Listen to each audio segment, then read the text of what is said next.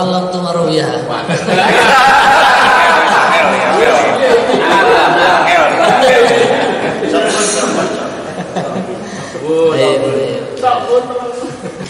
Mas guru bahasa Arab. Angel teman tuturan. Kalau angel teman tuturan itu bahasa Arabnya apa? Sokun. Angel tuturane. Angel teman tuturane. Sokun. Nah, angel itu sok aslinya Bu.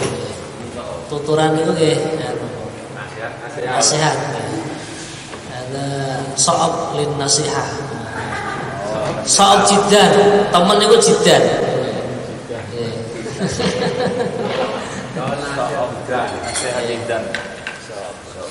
Kita akan mulai pelajaran kita. Sebelumnya kita baca Fatihah bareng-bareng dengan harapan Allah bukakan pintu hati kita mendapatkan ilmu yang manfaat dini ilal akhirah. Ala hadinnya wa ala kulli nadin sholihah al-Fatihah.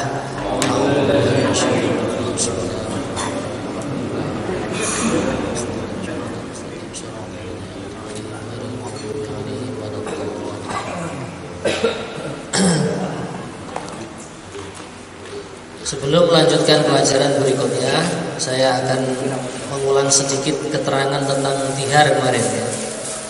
Dihar itu halaman 446 ya. 445. Baik. Jadi setelah saya membaca kitab yang lebih luas lagi, saya sedikit bercerita tentang asal usul daripada dihar. Jadi dulu para sahabat ketika di masa jahiliyah, mereka ketika jengkel kepada istrinya, istilahnya orang Jawa pegel tadi ya. Nah, itu cara mengharamkan istrinya biar haram untuk dijima lagi atau disentuh lagi, dilihat lagi. Mereka itu dengan cara menyamakan istrinya dengan wanita yang haram untuk dinikahi atau mahramnya. Misalkan disamakan dengan ibunya, saudarinya, atau saudarinya istri, atau misalkan bibinya. Intinya orang yang masih mahram dengan istri tersebut. Gitu. Nah, akhirnya Allah Subhanahu Wa Taala menurunkan syariat yang namanya tolak atau cerai. Maka di dalam bab zihar ini kemarin sedikit saya menerangkannya itu agak sedikit berat kalau kita terima ya. Contohnya hanya sekedar melafadzkan langsung istri menjadi langsung menjadi kita haram untuk kita kumpuli dengan menyamakan bagian tubuh atau fisik dari istri kita kepada ibunya. Nah, di dalam kitab yang lebih luas lagi, apabila hanya sekedar menyamakan, tidak ada niatan supaya istri itu haram untuk dikumpuli atau haram untuk dijima, ya, maka itu tetap dikatakan bukan dihar. Jadi saya ulang lagi, asal usul diharamkannya dihar itu dulu di zaman jahiliyah, apabila laki-laki jengkel kepada istrinya untuk mengharamkan istrinya supaya haram dilihat, haram dipegang, haram dijima, itu disamakan dengan ibunya istri tersebut. Jadi mertuanya laki-laki secara utuh. Tapi yang disamakan kita kembali kepada fisik ya, bukan sifat. Nah, ketika datang syariat Islam, dan itu kan akhirnya akan menjadi menyusahkan seorang istri yang sudah dipersunting atau sudah dijadikan istri seseorang, kok malah disamakan dengan wanita yang sekiranya mahram dengan istri tersebut gitu. Makanya akhirnya ada syariat yang namanya dihar. Dihar ini menjadi haram atau wajib langsung disusuli dengan tolak, itu dengan syarat niatnya menyamakan istri dengan ibu mertua atau dengan orang yang haram dinikahi tadi, dengan sebab mahram oleh istri, itu dengan sebab adanya niat. Nah, niat, jadi misalkan kita mengucapkan, Masya Allah dek, rambut kamu itu loh seperti rambutnya ibumu. Nah, di dalam hati kita niat supaya kita setelah itu haram menyentuh istri, haram melihat istri, haram menjima istri. Jadi kalau tidak ada niatan mengharamkan itu tadi, Nah, maka ini tetap belum dikatakan zihar. Biasanya ya kelakar tadi. Dalam Kelakar itu gurau, tidak ada niatan. Berarti kalau itu tidak aman ya. Ya ini kalau kita tadi ini kan memang keterangannya belum begitu luas aja. Cuman ini ya sudah cukuplah untuk pemula itu cukup. Jadi secara teks bisa sama, tapi muasalnya beda. Satu diniati, yang satu tidak. Bisa dipahami ya? Alhamdulillah. Yang tidak diniati harus bayar kafarah. Tidak termasuk. Tidak masalah. Hanya guruan biasa atau tidak meniatkan supaya istri haram kita jima, haram kita sentuh, haram kita lihat. Kalau tidak ada niatan itu hanya sekedar lugawi atau bahasa saja. Belum sampai tingkatannya dikatakan zihar. Karena zihar kemarin kan setelah itu kan haram kita jima, haram kita sentuh, haram kita pandang. Kecuali setelah itu kalau kita susuri dengan tolak atau cerai. Jadi memang ada faktor kebencian ini. Iya, ada faktor kejengkelan atau kebencian. Jadi harus diikuti dengan pernyataan akhlak umpamanya masuk ke zihar. Itu supaya menjadi halal lagi ya. Halal lagi kan kemarin contohnya beginilah. Saya misalkan saja ya, saya jengkel kepada istri saya. Saking jengelnya terus meniru zaman jahiliyah. Dek, kamu itu loh rambutmu seperti ibu kamu. Di dalam hati saya niat supaya dia itu haram saya sentuh lagi, haram saya jima lagi. Nah, kemudian hati saya dia seperti itu, langsung betul masuk zihar. Dan supaya halal lagi bagaimana? Disusuri dengan bayar dengan tolak. Nah, kalau tidak ditolak berarti harus bayar kafaroh. Lah kalau di dalam hati kok saya hanya bilang, Dek, rambut kamu seperti ibumu, seperti ibu mertua saya kan. Nah, karena tidak ada niat mengharamkan seperti tadi, maka ini tetap hanya dikatakan bahasa saja, lughah saja, lughawi saja. Malah menyanjung gitu. Kalau zihar untuk orang lain, contohnya orang tua ke menantu, istrimu itu seperti adikmu. Termasuk tidak termasuk zihar. Ini hanya perkataan suami kepada istri saja. Begitu juga sebaliknya kalau istri mengatakan kepada suami, ini tidak dikatakan zihar. Ini hanya perkataan suami kepada istri dengan niatan suami menyamakan dengan mertuanya suami tadi, dengan niat mengharamkan itu tadi supaya tidak halal dijima lagi, disentuh lagi, dipandang lagi. Cukup jelas ya ini ya. Alhamdulillah.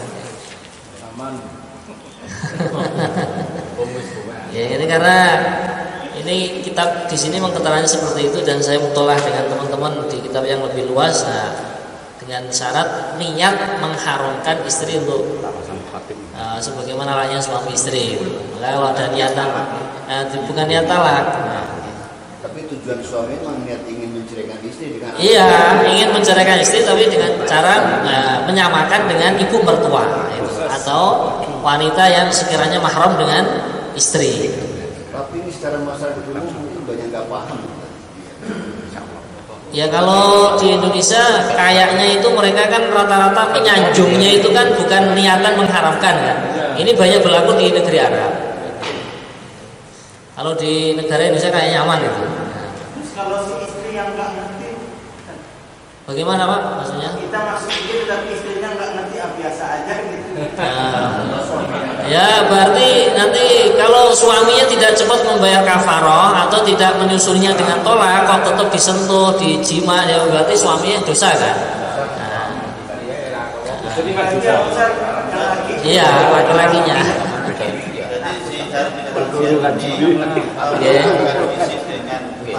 Dengan ibu mertua atau wanita niatan atau menjimanya atau melihatnya, ya mengharamkan perkara-perkara yang seharusnya halal bagi suami kepada istri dengan niatan itu tadi.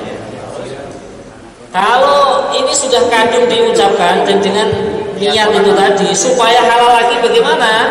Suami harus membayar kafaroh. Kafarohnya kan kemarin sudah diterangkan, memerdekakan budak atau puasa 2 bulan berturut-turut, atau memberikan makanan atau pakaian kepada 60 orang miskin, atau langsung mentalak.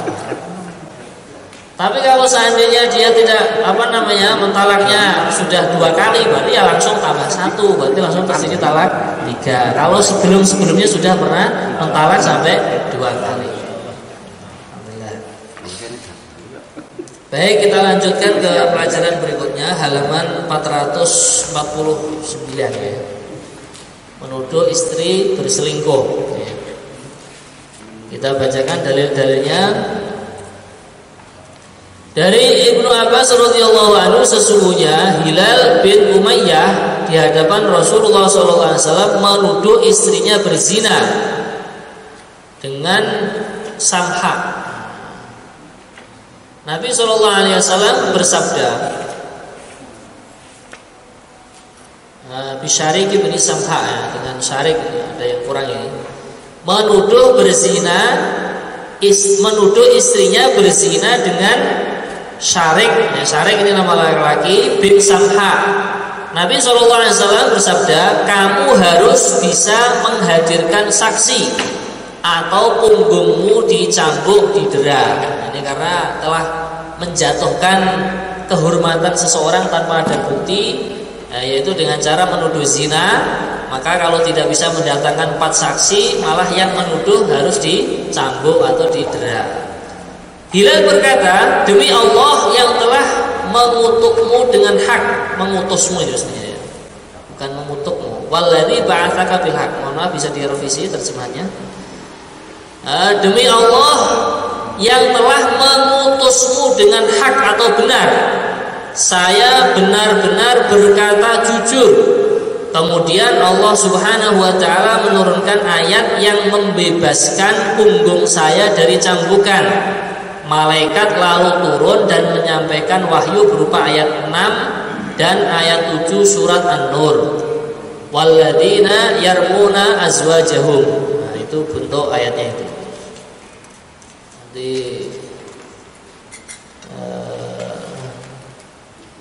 mungkin kalau ada mushaf saya bacakan. Ada Quran. Maaf. Oh, wonten. Oke, yang saya Surat An-Nur ayat 6 dan 7 juz 18.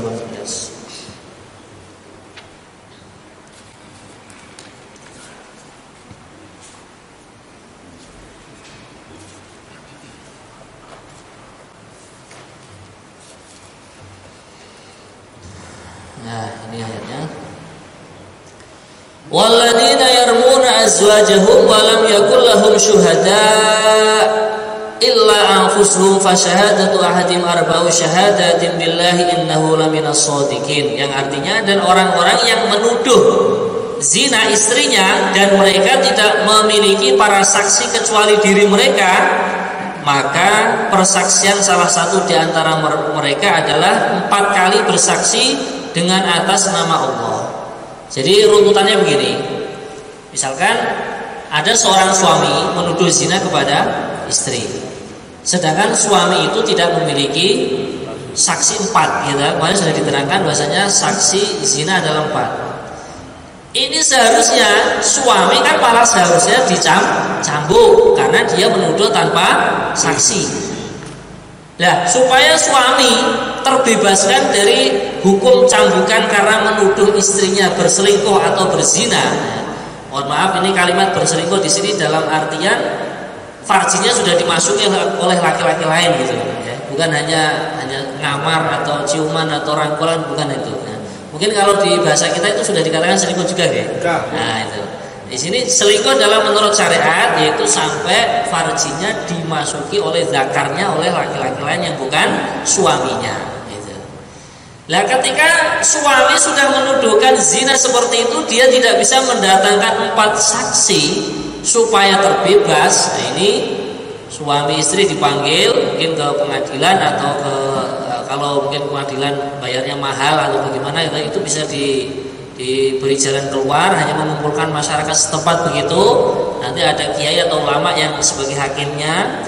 Nah, suaminya bersumpah demi Allah, apa yang saya telah tuduhkan kepada istri saya adalah benar keberadaannya, sampai empat kali. Sebelum suami mengucapkan sumpah yang kelima kali, wal khamisatu anna la'natullahi alaihi in kana minal kadhibin, dinasihati dulu oleh Pak Hakim atau Pak Kiai yang diangkat sebagai hakim tadi. Mas atau Pak, tolong jenengan luruskan lagi perkataannya, jangan diteruskan sumpahnya. Nah, karena efeknya itu akan panjang, gitu kan. Nah, jenengan mikir-mikir lagi apa yang jenengan tuduhkan kepada seorang istri tadi, kepada istrinya itu betul-betul benar keberadaannya.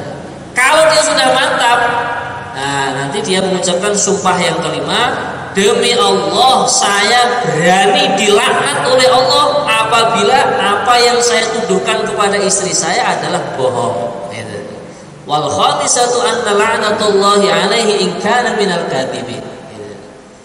Nah, kalau begitu, kok seorang suami sudah berani mengucapkan sumpah yang kelima dengan dia menyebutkan saya berani dilaknat oleh Allah.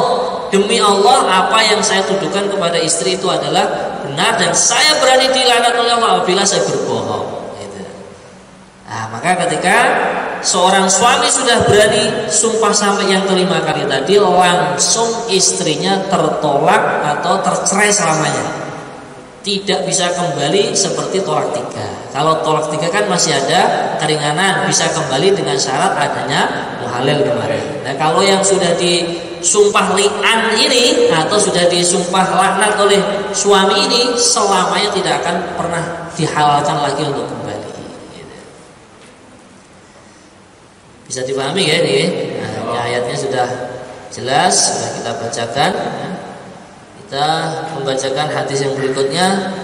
An Sahl bin Sa'id radhiyallahu anhu anna rajulan minal ansar jaa ila Rasulillah sallallahu alaihi wasallam faqala ya Rasulullah ara'aita rajulan wajada ma'amra'atihi rajulan ayaqtuluhu am kaifa yaf'al fa anzalallahu fi sya'ni ma dzukira fil Qur'an min amril mutala'inaini faqala an-nabiy sallallahu alaihi wasallam qad qadallahu fika wa fi imra'atik qala litala'ina fil masjid wa ana syahidun wa fi riwayatin fatala'ina wa ana ma'an nasi inda Rasulillah sallallahu alaihi wasallam rawahu Bukhari. Dari Sahal bin Sa'ad radhiyallahu anhu, sesungguhnya seorang lelaki dari sahabat Ansor menghadap Rasulullah sallallahu alaihi wasallam dan berkata, "Hai Rasulullah, apa pendapatmu tentang seorang lelaki yang menjumpai istrinya sedang bersama dengan lelaki lain? Apakah si lelaki suami istri boleh membunuh lelaki lain itu atau bagaimana?" Allah Subhanahu wa taala menurunkan ayat yang berkaitan dengan kasus orang tersebut seperti yang tersebut dalam Al-Qur'an tentang kasus dua orang yang sedang saling melaknat atau dikatakan sumpah li'an. Nabi sallallahu alaihi wasallam bersabda, Allah telah menetapkan putusan tentang kamu dan istrimu. Sahal bin Sa'ad berkata, keduanya lalu berli'an di dalam masjid dan saya turut menyaksikannya. Dalam suatu riwayat dikatakan kemudian keduanya berli'an atau sumpah melaknat tadi, sedangkan saya di hadapan Rasulullah Shallallahu Alaihi Wasallam. Hadis riwayat Bukhari dan Muslim. Jadi tidak boleh terus emosinya naik, yang selingkuhannya dibunuh itu dalam Islam nggak ada ya. Jadi solusinya ya ini tadi. Solusinya adalah sumpah li'an.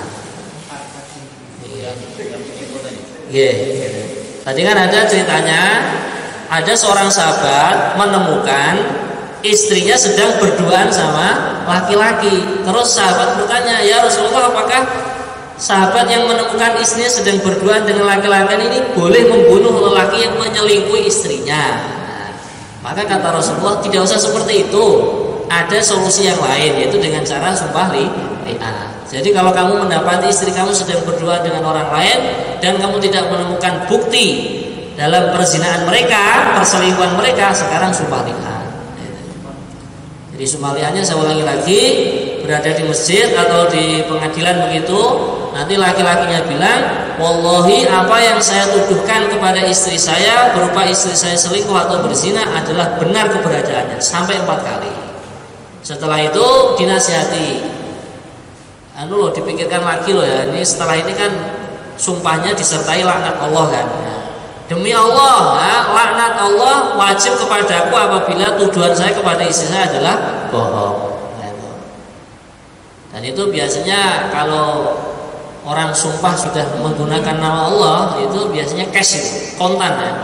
Balaknya atau musibahnya itu kontan. Makanya dalam mazhab Syafi'i, Imam Syafi'i sendiri itu kan menyarankan kamu jangan mudah-mudah bersumpah atau berjanji dengan menggunakan nama Allah kepada orang lain, kecuali dalam keadaan yang sangat-sangat darurat. Berarti keterangan di hadis ini kedua orang yang selingkuh tadi bersumpah tidak melakukan perselingkuhan, sumpahnya ini. Yang suaminya bersumpahnya menuduh. Nah, apa yang dituduhkan kepada istrinya berupa berzina itu adalah benar. Lah nanti ganti istrinya juga bersumpah kalau dia memang tidak mengerjakan zina, kok dia berani bersumpah, ya harus dikatakan. Nah, nanti kalau dia berani bersumpah, ya berarti ya sudah, hakimnya memutuskan tidak boleh dirajam. Kok istrinya kok bilang, oh berarti benar ini. Nah ini nanti terus diurus tentang perzinaannya itu, Pak. Gitu. Bukan laki-laki yang selingkuh tadi. Bukan. Jadi yang bersumpah malah suaminya, suami istri. Jadi ceritanya seperti itu. Kalau istrinya kok berani bersumpah, wallahi demi Allah apa yang dituduhkan suami saya kepada saya adalah bohong keberadaannya, 4 kali. Nah, terus yang mau kelima dinasihati, wahai kamu seorang wanita, kamu hendaknya mikir-mikir dulu sebelum melanjutkan sumpah kamu yang kelima. Karena sumpah yang kelima dalam sumpah li'an itu disertai laknat Allah. Demi Allah saya berani mendapatkan laknat Allah, apa yang dituduhkan suami saya kepada saya adalah bohong. Kalau dia seorang istri sudah berani sumpah begitu, ya sudah langsung diceraikan seumur hidup dan istri tidak kena hukum rajam, gitu. Tapi kalau dia tidak berani bersumpah, berarti kan yang dituduhkan suami benar. Nah sekarang diurus ini. Nah kalau dia nanti kok mengaku zina, biar dosanya lunas di dunia, ya harus dikenakan hukum rajam. Tidak dirajam. Terus yang kedua tetap talak. Bagaimana Mas? Tetap cerai gitu. Tetap cerai. Padahal tidak mengaku tidak. Iya, kalau dia mengaku saya tidak berselingkuh atau tidak zina, ya sudah langsung tetap cerai. Kalau sudah mengatakan sumpah yang bebas dari rajam. Nah, dia hanya bebas dari rajam. Yang itu terbukti itu kalau ada saksi tadi ya yang buat itu. Iya, gitu. Yang lebih kuat lagi terbukti ada saksi 4 yang melihat dia berzina. Oke. Bisa dipahami, ya, insyaallah ya. Ya, barang punya begitu. Ya, monggo. Ini kejadian saya. Jadi istrinya berzina mungkin sudah berulang-ulang, kemudian diintai, kemudian saat itu berzina betul, kemudian suaminya dari atas itu ketinggian dari rumahnya membawa linggis, ditangkap, bodohnya meninggal. Terus itu bagaimana berdosa enggak? Ya, ini kan nanti hubungannya tetap Baji. Wa may yaqtul mu'mina muta'ammidan fajaza'u jahannam khalidan fiha wa ghadiballahu 'alaihi wa la'anahu wa adalu 'adaban 'azima. Orang yang membunuh orang beriman dengan sengaja itu balasannya adalah neraka. Kan sebenarnya dalam agama kan longgar. Istri kamu zina, kamu melihatnya, kamu sudah sumpah liar, kamu cari istri lain lagi. Kan mudah kan. Mau perempuan sekarang obyoan ya.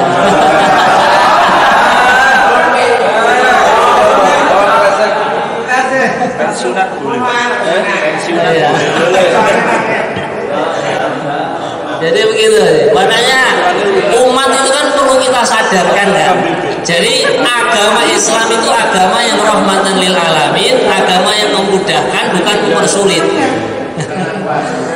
Jadi kalau kamu melihat istri kamu selingkuh, ya kan sudah, agama mengajari. Rasulullah kan ada kan sahabat yang melihat istrinya itu tangannya dipegang oleh laki-laki lain. Kemudian sahabat tadi melapor, ya Rasulullah, istri saya kok tangannya dipegang laki-laki lain, maksudnya itu sudah zina gitu. Itu hanya bahasa sindiran saja. Terus Rasulullah bilang, "Lah kamu masih senang gak sama istri kamu?" "Senang ya Rasulullah." "Ya sudah, kalau senang ya kamu pertahankan. Nah, kalau nggak senang sudah tolik, kamu cerai dia, cari wanita yang lain."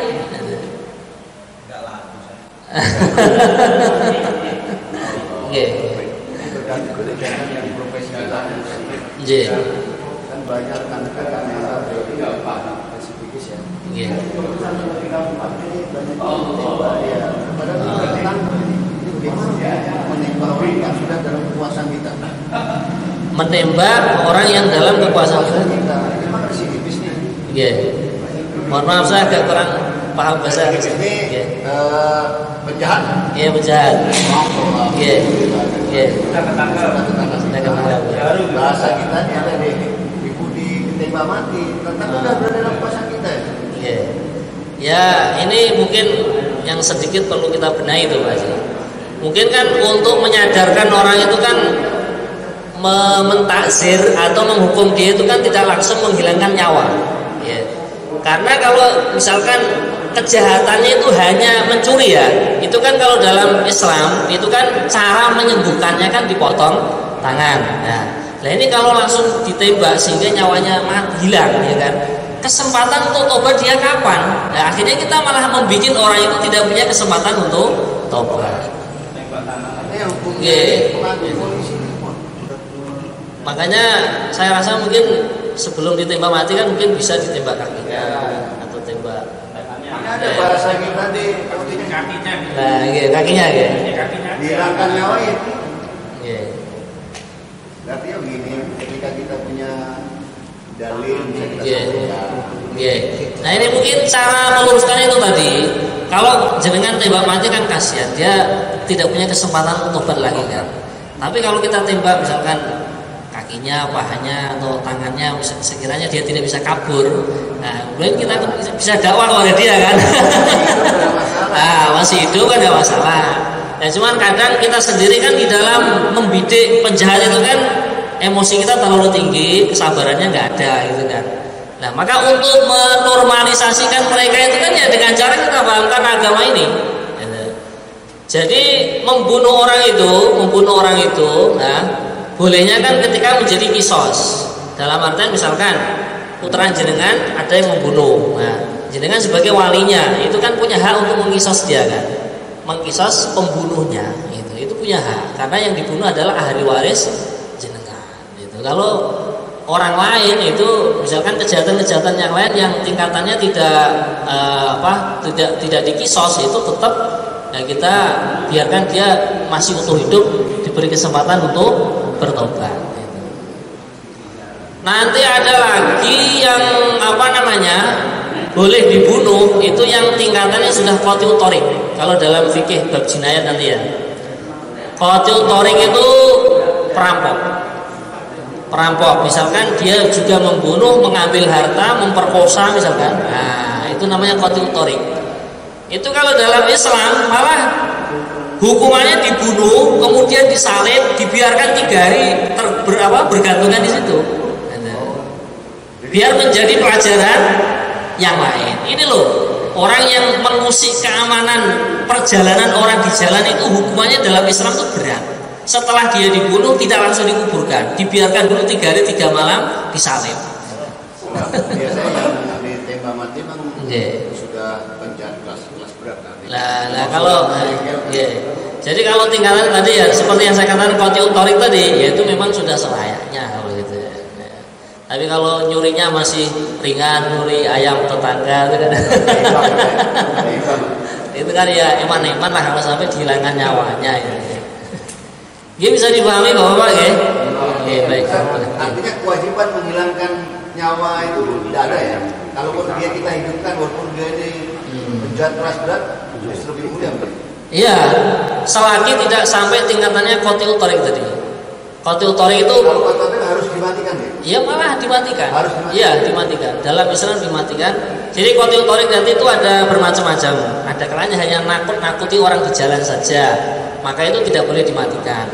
Kalau tingkatannya dia sudah membunuh, mengambil harta, memperkosa, nah ini wajib. Nah, itu dimatikan. Bahkan setelah dia dieksekusi mati, itu jangan langsung dikuburkan, dipampang dulu, dipampang sebagai pelajaran yang baik.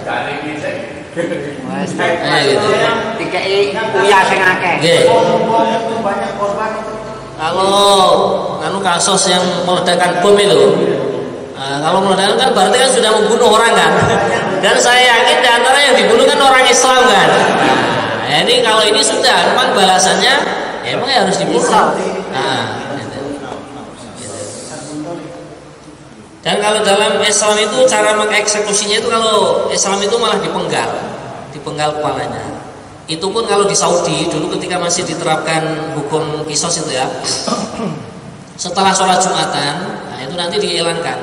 Ini hari ini ada yang mau dikisos itu. Nanti orang-orang berkumpul di lapangan. Nah itu nanti sudah disiapkan pedangnya bagaimana begitu disaksikan. Sehingga menjadi penggal kepala.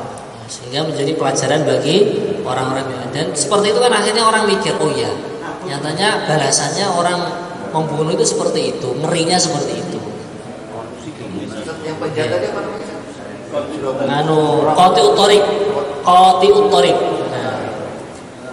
utorik. Terus itu yang seumpama yang yang pelakunya itu muslim, itu kira-kira dosanya terbawa ya? Ya kalau dosanya itu tadi dalam Al-Quran sudah Allah sebutkan, wa may yaqtul mu'mina muta'ammidan fajaza'uhu jahannamu khalidan fiha. Artinya barang siapa yang membunuh orang beriman secara sengaja, balasannya adalah neraka jahanam selama-lamanya. Makanya mohon maaf itu ya, faham-faham teroris atau radikal itu yang perlu kita dakwai juga sebenarnya kan gitu. Dan mereka itu kan pahamnya begini, kalau nggak ikut golongan mereka dikatakan tauhid gitu kan. Nah ini yang susah ini. Yang mengatakan tauhid itu siapa? Wong mereka itu juga masih sholat, masih mengatakan kalau kitabnya itu Al-Quran, Ka'bah itu kiblatnya, Muhammad itu nabinya. Sisi kafirnya itu di mana? Sebenarnya kan tidak ada. Itu hanya istilahnya apa ya? Doktrin-doktrin yang tidak berdasarkan Al-Quran dan hadis itu aja. Oke, baik. Okay.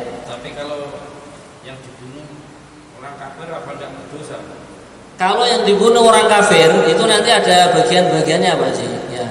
Ada kafir yang namanya kafir harbi. Kafir harbi itu orang kafir yang memerangi orang Islam. Itu namanya harbi. Ada kafir dhimmi. Kafir dhimmi itu yang sudah menyatakan tunduk kepada orang Islam, tidak akan memerangi orang Islam. Bahkan setiap tahun orang kafir itu malah bayar jizyah namanya. Jizyahnya itu dalam 1 tahun itu kurang lebih 1 dinar. 1 dinar kalau sekarang itu 2.600.000. Itu malah orang kafir. Ya, ini orang kafir dhimmi seperti ini juga harus kita lindungi. Karena dia juga sudah berjanji tidak akan memerangi orang Islam, dan setiap tahun dia siap membayar namanya jizyah. Dalam Islam begitu. Kalau kita mempelajari hikmahnya fikih itu sebenarnya Masya Allah, kita akan tahu bahasanya wa ma arsalnaka illa rahmatan lil alamin. Betul-betul nyata itu. Hak wanita dijaga, hak anak kecil, hak ini semua. Makanya orang kafir itu kalau tinggal di tempatnya orang Islam itu kan malah bilang kita kayak di surga. Ada selamatan diantar gitu. Nah, gitu. Sekarang orang-orang non-Islam atau orang asli itu pada kirimannya ini atau nah sekarang ya mungkin di dalam negara itu berbeda-beda Pak Rik, ya. Kalau dia sama orang Islam damai-damai saja ya bisa dikatakan. Nanti ada yang namanya musta'man. Musta'man itu hanya dia mencari keamanan di kalangan orang Islam gitu aja, nggak sampai membayar jizyah, nggak sampai bayar upeti, nggak sampai. Jadi macam-macam jenisnya orang kafir itu. Ada yang namanya hanya kafir mu'ahad atau mu'ahid. Mu'ahid itu dia tidak tinggal di negaranya orang Islam, tapi dia berjanji, saya tidak akan mengusik orang Islam dan saya tidak akan memberitahukan kelemahan-kelemahannya orang Islam. Itu namanya mu'ahid atau mu'ahad. itu juga dilindungi. Itu yang halal untuk diperangi itu ya satu saja yang namanya kafir harbi itu. Ya. Kafir harbi yang memerangi orang Islam baru kita perangi. Ya, disinilah menunjukkan bahwasanya agama Islam itu malah justru melindungi sampai orang kafir pun kita lindungi selagi mereka tidak memerangi kita. Gitu. Oke, baik, kita lanjutkan ke bab yang asli. Dalam riwayat Abu Dawud terdapat kalimat qala Sahlun hadartu hadza 'inda Rasulillah sallallahu alaihi wasallam famadatis sunnatu ba'du fil mutala'inain ay ayufarriqa bainahuma thumma la yastami'ani abada. Sahal berkata, saya menghadiri peristiwa ini di dalam kehidupan Rasulullah SAW. Sesudah peristiwa ini, hukum yang diputuskan Nabi SAW atau sunnah berlaku dalam kasus dua orang yang saling berlian atau bersumpah saling melaknat, yaitu kedua orang itu harus diceraikan dan tidak boleh kumpul kembali selamanya. Nah, ini ungkapan kalimat yang harus diucapkan di hadapan orang banyak sesudah dinasihati hakim adalah saya berhak mendapat kutukan Allah jika saya berbohong. Nah, ini tadi sudah saya terangkan. Jadi sumpah 4 kali, nanti setelah yang kelima dinasihati hakim dulu. Ketentuan ini berdasarkan Al-Quran dan hadis Nabi Sallallahu Alaihi Wasallam. Allah Subhanahu Wa Taala berfirman, "Walladzina yarmuna azwajahum wa lam yakul lahum syuhada'u illa." Nah, ini keliru harokatnya. Karena isimnya yakun itu dibaca rofa, dibaca dhammah. Illa anfusuhum fashahadatuhum arba'a syahadatin billahi innahu laminas shadiqin wal khamisatu anna la'natullahi 'alaihi kana minal kadhibin. Surat An-Nur. Jadi sudah dibacakan. Dan orang-orang yang menuduh istrinya melakukan zina sedangkan mereka memilih saksi-saksi selain diri mereka, memiliki saksi-saksi selain diri mereka sendiri, maka persaksian seorang itu 4 kali bersumpah dengan nama Allah, sesungguhnya dia termasuk orang-orang yang benar. Dan sumpah yang kelima adalah bahwa laknat Allah berhak menimpanya jika dia termasuk orang-orang yang berbohong. Dalam hadis Nabi sallallahu alaihi wasallam disebutkan an Ibnu Abbas radhiyallahu anhu anna Hilal bin Umayyah qadhafa imra'atahu faja'a fashahida. Wa qala an-nabiy sallallahu alaihi wasallam yaqul innallaha ya'lamu anna ahadakuma kadhibun fahal minkum taibun. Wa fi riwayatin an Ibnu Umar radhiyallahu anhuma karrara dzalika sallallahu alaihi wasallam 3 marrat thumma qamat fashahidat rawahu al-Bukhari. Dari Ibnu Abbas radhiyallahu anhu, sesungguhnya Hilal bin Umayyah menuduh istrinya berbuat zina. Lalu ia datang dan bersumpah. Nabi SAW bersabda, sesungguhnya Allah mengetahui bahwa seorang di antara kamu mesti berdusta. Nah, apakah di antara kamu berdua ada yang bertobat?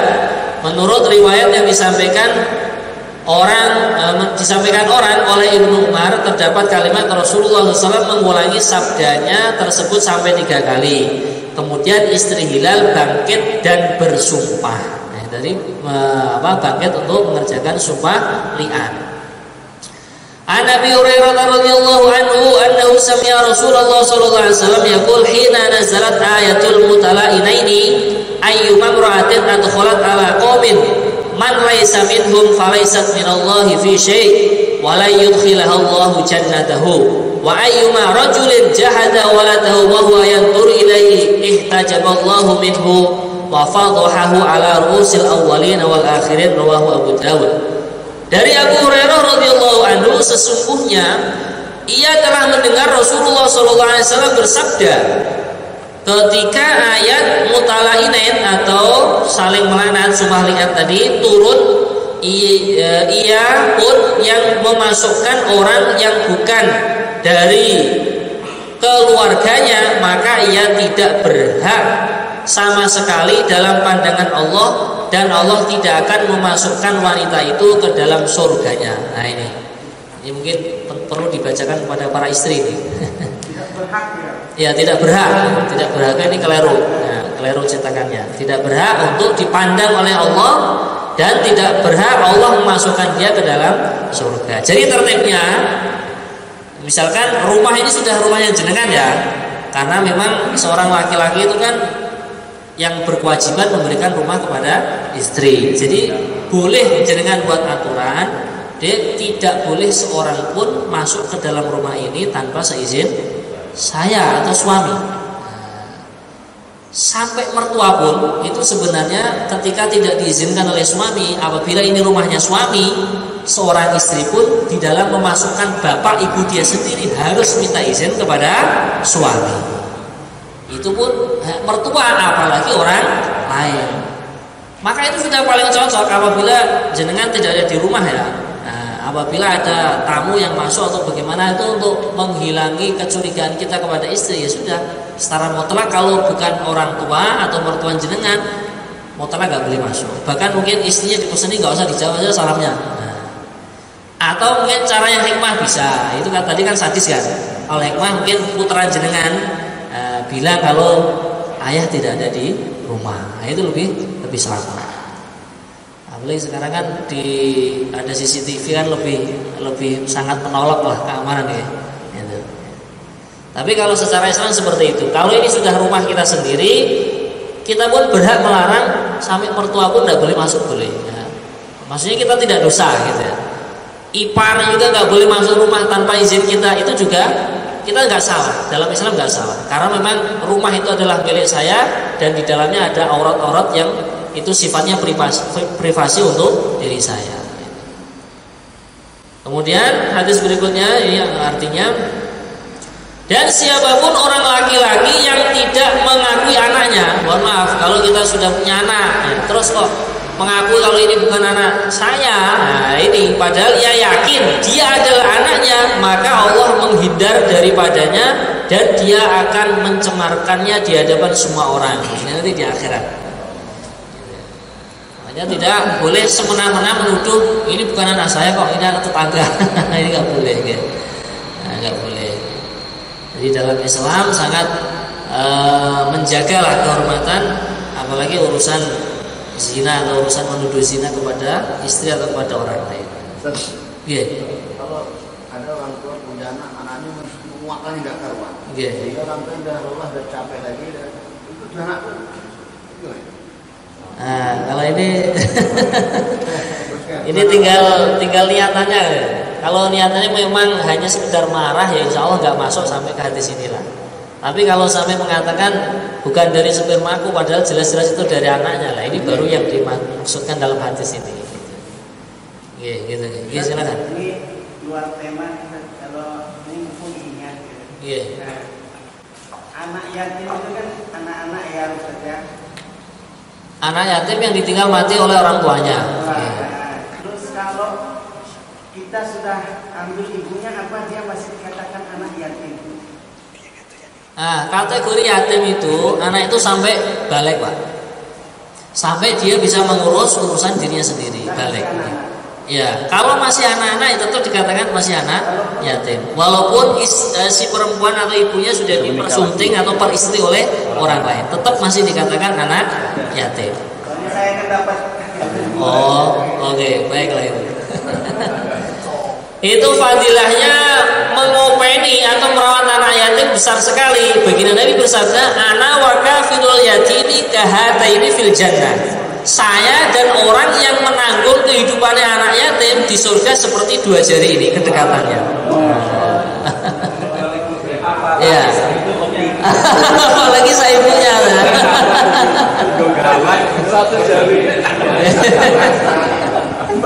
Satu jari. Nggih, monggo kalih ngojo ya tenan-tenan, damel santai mawon nggih, monggo. Nggih, monggo. Nggih.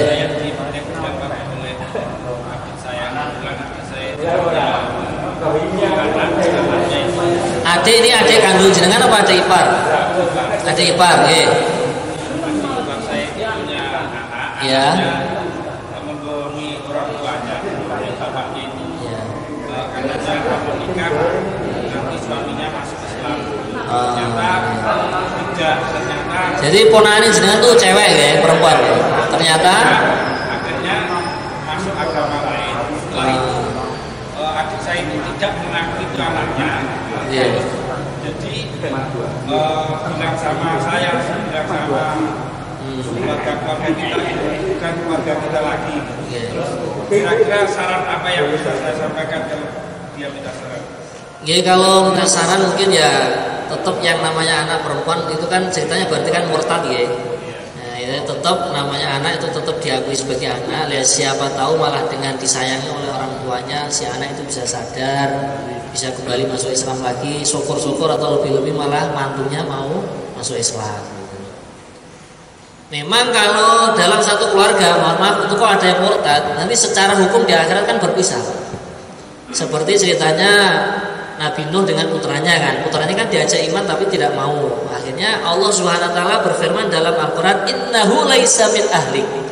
Itu anakmu yang tidak iman kepada kamu itu sesungguhnya tidak termasuk keluarga kamu.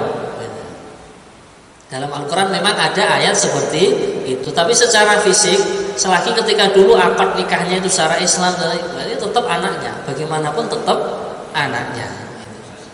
Maka saran saya tuh kalau bisa malah didekati dengan hati yang lemah lembut, yang bagaimana gitu ya. Layaknya sayangnya seorang ayah kepada putrinya lah. Nah, siapa tahu silaturahim ya. Cuma nanti ya menghindari misalkan, mohon maaf kalau dalam agama misalkan nggak boleh makan babi apa tuh ya. Nah, mungkin hari raya mereka itu mungkin kita agak menghindar lah gitu. Karena biasanya kan hari raya kan ya pesta makan babi apa dan sebagainya gitu. Dan selama ini kalau dia membawa suaminya misalkan ke keluarga saya apa itu, adik saya kadang itu tahu itu marah sama saya marah gitu.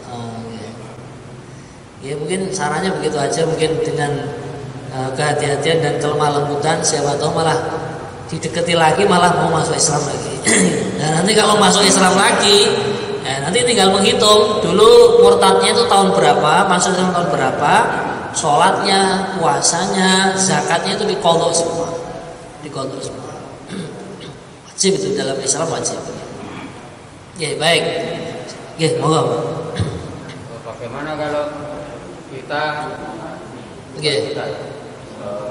tahu bahwa istri kita selingkuh, terus kita nggak perlu ribut berlian-lianan terus ditinggal gitu aja. Kita status kita ini. Tadi sudah diberikan solusi oleh Rasulullah, ya kan? Ada seorang sahabat yang melapor kepada Nabi, ya Rasulullah, istriku selingkuh, katakanlah zina, karena tangannya itu sudah biasa dipegang laki-laki. Masih cinta tak kamu? Masih. Kalau masih, pertahankan. Kalau sudah tidak, ceraikan. Nah, dalam agama menyarankan untuk menceraikan. Biar kalau kita ceraikan kan sudah lepas dari hubungan suami istri dengan kita. Nah, biar dia bebas sekemampuan dia. Karena kalau sudah kita ceraikan kan bukan tanggung jawab kita lagi, baik dunia ataupun agamanya. Artinya kalau kita berlian-lian nanti kan menambah beban ucapan. Ya, diceraikan aja. Ceraikan atau udah deh kita jangan.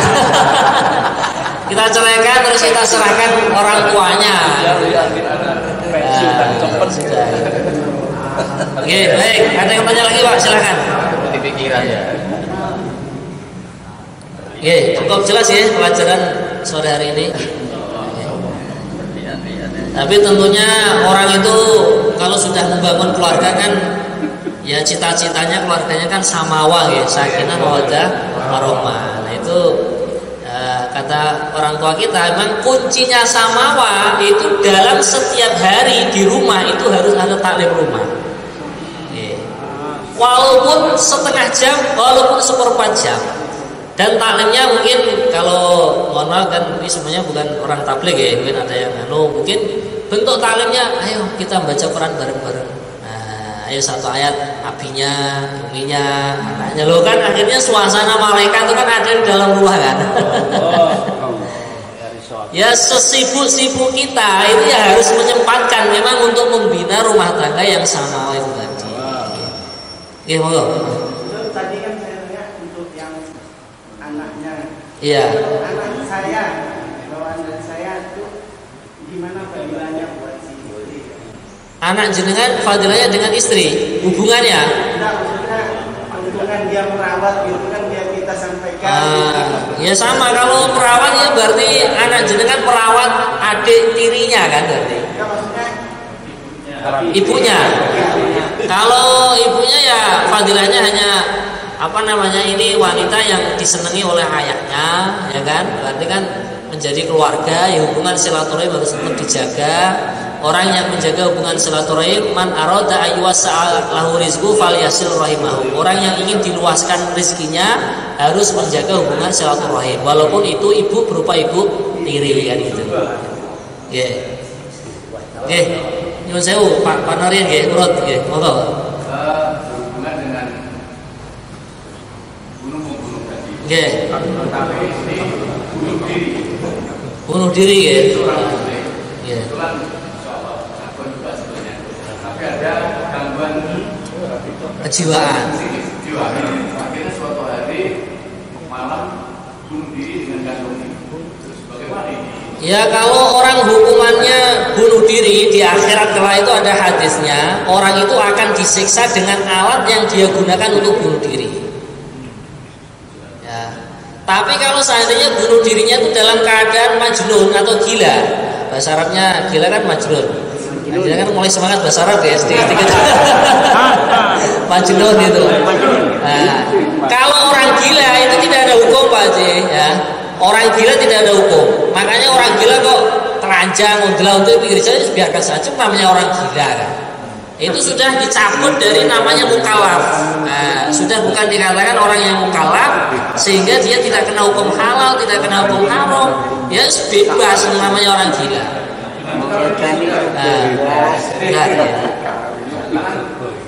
Masih tetap rumah tangga biasa dan normal-normal. Tapi dulu pernah dia gangguan stres.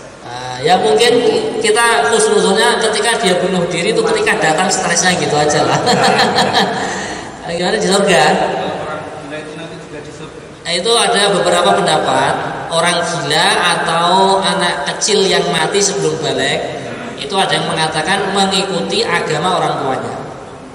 Ada yang mengatakan ya nanti di akhirat akan dites, kamu iman kepada Allah atau tidak. Kalau dia mengatakan iman dia masuk surga, kalau tidak ya masuk neraka.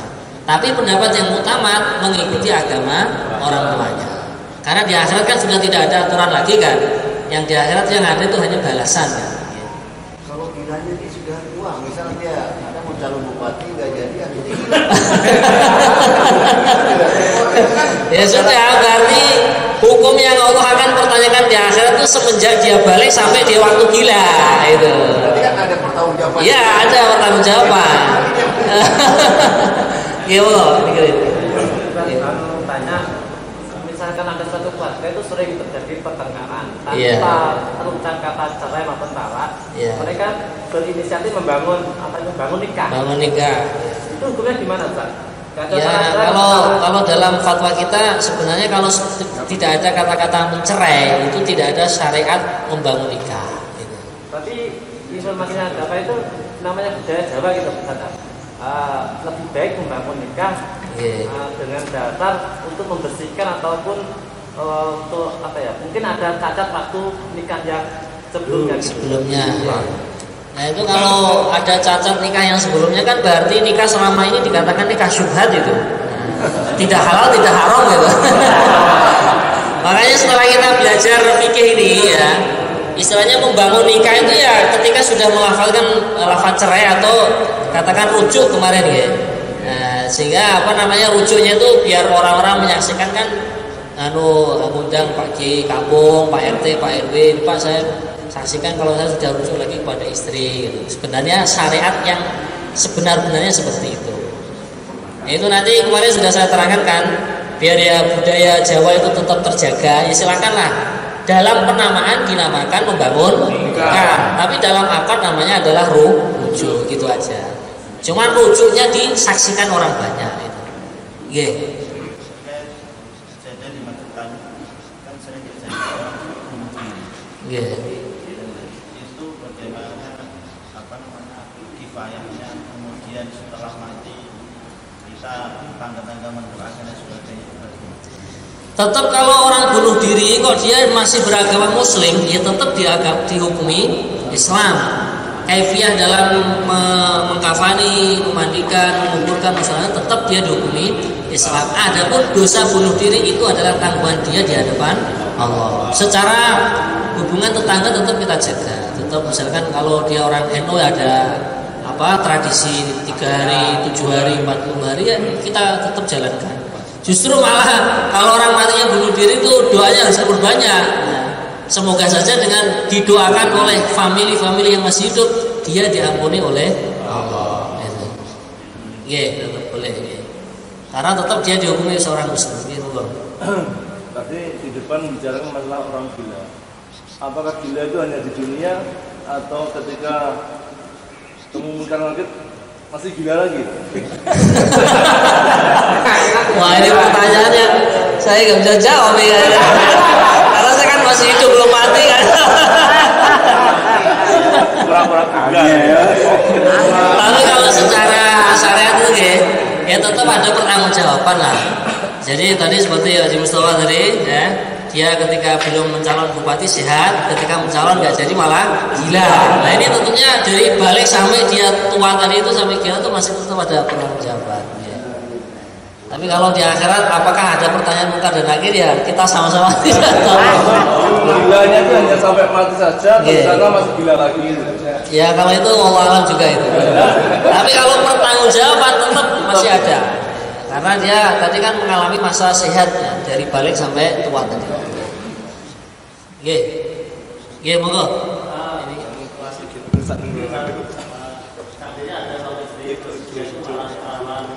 Suami istri saling marah-marahan. Itu sampai apa ada batas waktunya? Soalnya berlari harus berlari. Ya ada, itu tidak boleh mendiamkan orang Islam itu paling banter pol-polannya 3 hari. Nah, setelah itu wajib berbicara walaupun hanya mengucapkan salam.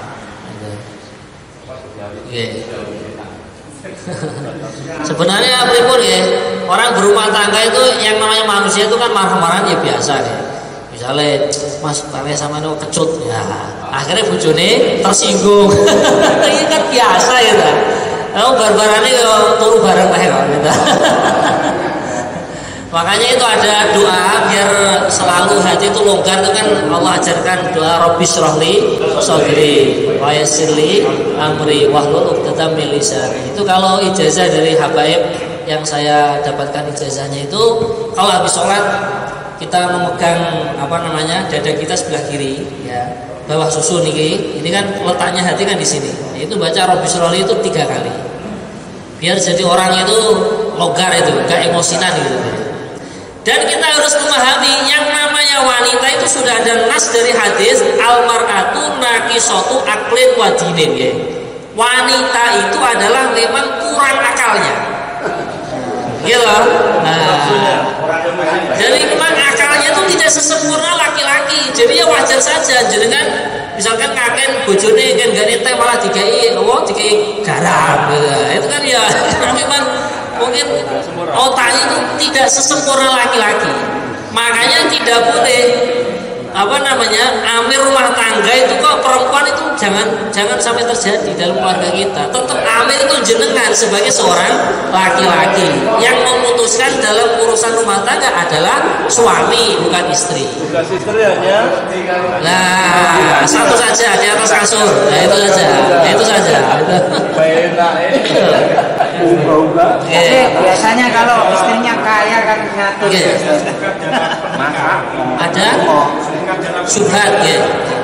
Waktu pernikahan, mohon maaf, saya itu kan tidak paham dulu.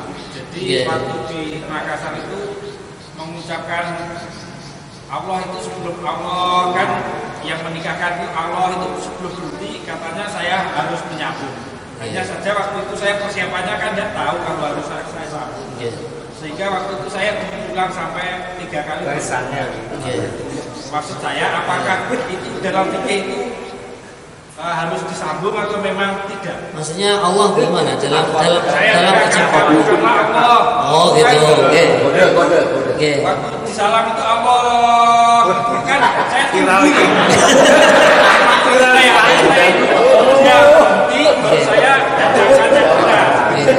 Sehingga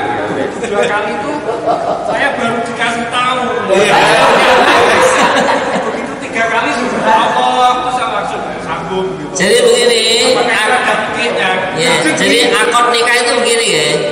Yang wajib itu hanya begini saja. Ini misalkan ya, saya nikahkan Pak Eko dengan putri saya atau dengan wanita yang bernama Fulanah binti Fulan dengan mahar sekian. Saya terima. Nah, selesai, itu sudah dikatakan sah.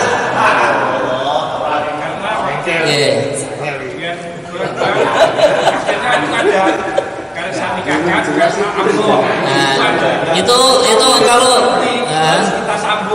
nah itu dalam fikih itu sunnah, bukan kewajiban. Yang wajib itu hanya saya terima, itu saja. Selagi perkataan jenengan saya terima dengan Pak Penghulu atau walinya tadi sudah sambung dan para saksi sudah mengatakan sah, sudah sah. Tidak ada syubhat sama sekali.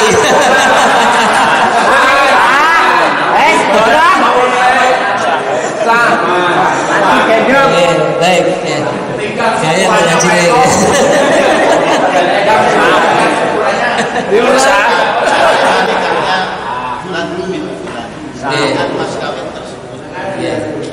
Ya boleh. Itu yang kelebihannya itu kan sunnah aja.